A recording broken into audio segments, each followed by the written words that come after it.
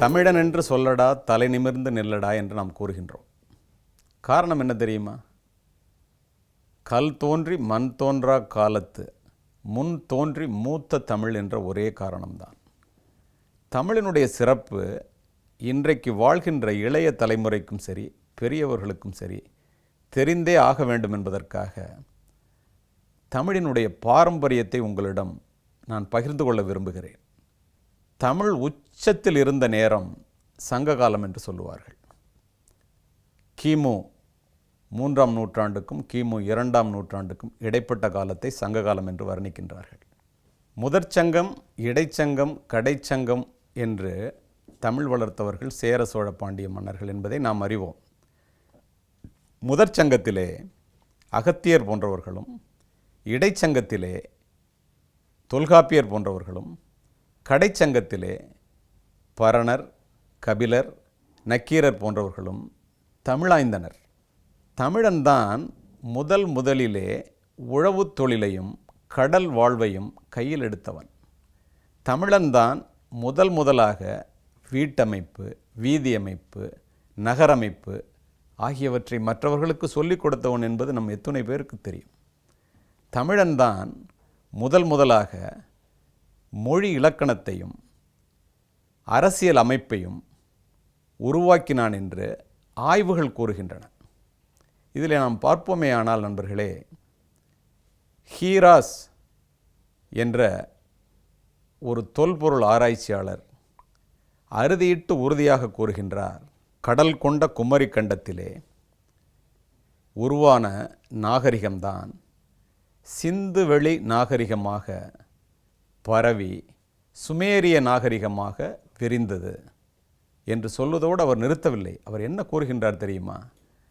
நான் ஸ்பெயின் தேசத்திலிருந்து வந்த திராவிடன் என்று சொல்லிக் கொள்வதில் பெருமை கொள்கின்றேன் அப்படி என்று சொல்கின்றார். அவருக்கு அடுத்து வந்த கால்டுவெல் போப் அத்துணை பேரும் நமக்கு தெரியும். கால்டுவெல் சொல்லுகின்றார், இந்தோ ஆரிய மொழிகளிலேயே மூத்த மொழி தமிழ் மொழிதான் என்று ஆய்வுகள் மூலம் நிரூபிக்கின்றார். சிந்துவெளி நாகரிகத்தை ஆரிய நாகரிகம் என்று சொல்லுவதற்குரிய முயற்சிகள் நடந்தாலும் சிந்துவெளியில் முந்து தமிழ் என்ற புத்தகத்திலே பூர்ணசந்திர ராவ் அவர்கள் சிந்துவெளியிலே இருந்து அகழ்வாராய்ச்சியின் மூலம் கிடைக்கப் பெற்ற அத்துணை எழுத்துக்களும் தொல்காப்பிய தரவுகளை வைத்து தமிழ் எழுத்துக்களே என்று நிரூபணம் செய்திருக்கின்றார்கள் என்றால் எவ்வளவு பெரிய ஆச்சரியம் பாருங்கள். நயாகரா நீர்வீழ்ச்சியிலே நுழைவாயிலிலே நல்வரவு என்று தமிழிலே எழுதி போட்டிருக்கின்றார்கள். ஜப்பானில் உள்ள மிகப்பெரிய பல்கலைக்கழகத்திலே, நான் ஏற்கனவே குறிப்பிட்டேன் அல்லவா, யாதும் ஊரே யாவரும் கேளீர் என்று கணியன் பூங்குன்றனார் அவர்களினுடைய வார்த்தைகளை ஜப்பானிய மொழியிலும் தமிழ் மொழியிலும் எழுதி போட்டிருக்கின்றார்கள். இது நம்மில் எத்துணை பேருக்கு தெரியும். கிறிஸ்துவர்களினுடைய புனித ஸ்தலமான ஜெருசலேம் நாட்டில் உள்ள ஒலிவ மலையிலேயே உலகிலுள்ள மிக தொன்மை வாய்ந்த பெருமை வாய்ந்த மொழிகள் 23 மொழிகளை தேர்வு செய்து பைபிளில் உள்ள இயேசு கிறிஸ்துவினுடைய 10 கட்டளைகளை அதில் செதுக்கி வைக்க வேண்டும் என்று முடிவு செய்கின்றார்கள். இந்தியாவிலிருந்து ஒரு மொழியை எடுக்க வேண்டும் என்று எல்லோருடைய விருப்பமாக இருக்கின்றது. எந்த மொழியை எடுத்தார்கள் தெரியுமா நண்பர்களே? இந்தி மொழியை எடுக்கவில்லை. தமிழ் மொழிக்குத்தான் அந்த வாய்ப்பு கிடைத்தது. அப்படி என்றால் இந்திய மொழிகளிலேயே தொன்மையானது எது என்று நமக்கு தெரிய வேண்டும் அல்லவா? அத்தனை பெருமை வாய்ந்தது நம்முடைய தமிழ் மொழி. காந்திஜி அவர்களுக்கும் டால்ஸ்டாய்க்கும் கடித போக்குவரத்து இருந்தது நமக்கு தெரிந்ததே. ஒரு முறை காந்திஜி அவர்கள் டால்ஸ்டாய்க்கு எழுதிய கடிதத்திலே, உங்களுடைய கதைகள் இவ்வளவு அருமையாக இருக்கிறதே, அந்த கதைகளுக்கு உரிய கருப்பொருளை, காதல், தியாகம், அன்பு, வீரம் போன்ற அத்துணையையும் எங்கே இருந்து பெறுகிறீர்கள் என்று காந்திஜி கடிதத்தின் வாயிலாக டால்ஸ்டாயிடம் கேட்கின்றார். அதற்கு அவர் எழுதிய பதில் என்ன தெரியுமா நண்பர்களே? உலகத்திலேயே அருமையான நாடான இந்தியா என்று ஒன்று இருக்கிறது. காந்திஜிக்கு எழுதுகிறார், அந்த இந்தியாவிலே தமிழ் மொழி என்று தொன்மையான மொழி ஒன்று இருக்கின்றது. அதிலிருந்த திருவள்ளுவன் என்ற ஒரு புலவன் உலக பொதுமறையாம் திருக்குறளை கொடுத்திருக்கின்றான். அந்த திருக்குறளிலிருந்து தான் என்னுடைய கதைக்குரிய கருப்பொருளை நான் எடுக்கின்றேன் காந்திஜி அவர்களே, அந்த தமிழ்நாட்டுக்கும் சொந்தக்காரர் நீங்கள்தான் என்று எழுதுகின்றார். வியந்து போன மகாத்மா தன்னுடைய டைரியிலே குறிப்பெழுதுகின்றார், திருக்குறளை படிப்பதற்காகவாவது நான் தமிழனாக பிறக்கவில்லையே என்று வருத்தப்படுகிறேன் என்று எழுதுகின்றார். புத்தர் கூட தமிழ் படிக்க ஆசைப்பட்டார் என்று ரத்தின விகாரம் என்ற சமஸ்கிருத நூலிலே குறிப்பு இருக்கிறது என்றால் நாம் வியந்து போவோம் இல்லையா? வ. ராமசாமி என்ற எழுத்தாளரை நாம் அனைவரும் அறிவோம். வாரா என்று சுருக்கமாக குறிப்பிடுவார்கள். அக்ரஹாரத்த அதிசய மனிதர் என்று அவருக்கு பெயருண்டு. சொல்லப்போனால் அவர்தான் மகாகவி என்ற பட்டத்தையே பாரதிக்கு வழங்கியவர். மிகப்பெரிய வித்வான். அவர் ஒரு முறை பாண்டிச்சேரியிலே பாரதியை பார்ப்பதற்காக செல்கின்றார். சென்று அமர்ந்தவர், மை நேம் இஸ் வ. Ramasamy, I am coming from Tamil Nadu என்று ஆங்கிலத்திலே தன்னை அறிமுகப்படுத்திக் கொள்ள ஆரம்பிக்கின்றார்.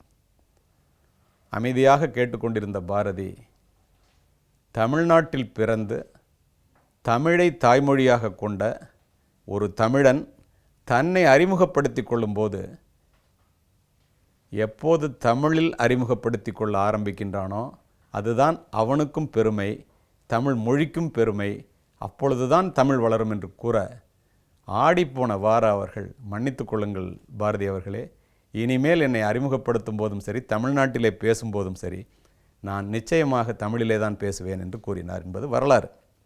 இதைவிட முக்கியமான ஒன்று, காந்திஜியினுடைய சபர்மதி ஆசிரமத்திலே ராஜாஜியினுடைய மகன் அங்கே இருந்தார். அது நமக்கு தெரியும். ராஜாஜி ஒரு முறை தமிழக முதலமைச்சராக இருக்கும்போது தன்னுடைய மகனை பார்ப்பதற்காக ஆசிரமத்திற்கு செல்கின்றார். தந்தையும் மகனும் ஆங்கிலத்திலே உரையாடுவதை காந்திஜி உற்று பார்த்து கொண்டே இருக்கின்றார். அப்போது ஒன்றும் சொல்லவில்லை அவர். ராஜாஜி திரும்பிய பிறகு ராஜாஜிக்கு ஒரு கடிதம் எழுதுகிறார் மகாத்மா காந்தி. இத்துணை பெருமை வாய்ந்த தமிழ்மொழியில், அந்த தமிழ்மொழி இருக்கின்ற நாட்டுக்கு முதலமைச்சராக இருக்கின்ற ராஜாஜி அவர்களே, நீங்கள் கூட உங்களுடைய பிள்ளையிடம் பேசும்போது தாய்மொழியில் பேசாமல், தமிழ்மொழியில் பேசாமல் ஆங்கிலத்தில் உரையாடியது என்னுடைய மனதிற்கு வருத்தமாக இருக்கின்றது. உடனே நீங்கள் மாற்றிக்கொண்டு உங்களுடைய பிள்ளையிடம் பேசும்போதாவது தமிழ்மொழியில் பேசவில்லை என்றால், யங் இந்தியா பத்திரிகையிலே தமிழ்நாட்டினுடைய முதலமைச்சர் தமிழிலே பேசாமல் தன்னுடைய பிள்ளையிடம் ஆங்கிலத்திலே பேசுகிறார் என்று எழுதுவேன் என்று கடிதம் எழுதினார். பதறிப்போன ராஜாஜி உடனடியாக தொடர்பு கொண்டு, ஐயா, நேற்று முதல் நான் தமிழிலே பேச ஆரம்பித்து விட்டேன், தயவுசெய்து யங் இந்தியா பத்திரிகையில் எழுதி விடாதீர்கள் என்று கேட்டார். என்றால் மகாத்மா காந்தி தமிழை பற்றி என்ன நினைத்திருந்தார்? நாம் நம்முடைய குடும்பத்திலே உள்ளவர்களிடம் பேசினால்தான் தமிழ் வளரும் என்பதை அவர் சொன்னார் என்றால் நமக்கு அது தெரிய வேண்டாமா? நம்முடைய இன்றைய இளைஞர்களுக்கு தெரிந்தது சிட்னி ஷெல்டன் நாவல்களும் செலன் டியோன் பாடல்களும் சிலிக்கான் வேலியும் தான் என்பது எனக்கு தெரியும், உங்களுக்கும் தெரியும். ஆனால் ஜப்பானிய நாட்டிலே, ஜப்பானிய தொலைக்காட்சியிலே ஜப்பானில் இருக்கின்ற தமிழர்களுக்காக தமிழ் ஒலிபரப்பு செய்வது ஒரு ஜப்பானியர். அவ்வளவு அழகாக தமிழ் பேசுகின்றார். நானே அதை கேட்டிருக்கின்றேன். நம்முடைய இளைஞர்கள் அவ்வாறு தமிழ் பேசுகின்றோமா? நண்பர்களே, இதையெல்லாம் நான் குறிப்பிடுவதற்கு காரணம், அடுத்த தலைமுறைக்காவது வளமான வாழ்க்கையை நாம் அறிமுகப்படுத்த வேண்டுமென்றால் நம்முடைய பெரியவர்களுக்கும் சரி, நம்முடைய இளைஞர்களுக்கும் சரி, தமிழினுடைய அருமை பெருமைகளை சொல்ல வேண்டிய கடப்பாடு நமக்கு இருக்கிறது என்ற ஒரே காரணத்தினால் இன்று நான் தமிழினுடைய அருமை பெருமைகளை உங்களிடம் பகிர்ந்து கொண்டேன். தமிழ் வளர்ப்போம், தமிழை போற்றி பாதுகாப்போம். நாம் அத்துணை பேரும் வாழ்வதற்காக தமிழை படிப்போம். நன்றி, வணக்கம். நாளை மீண்டும் சந்திப்போம்.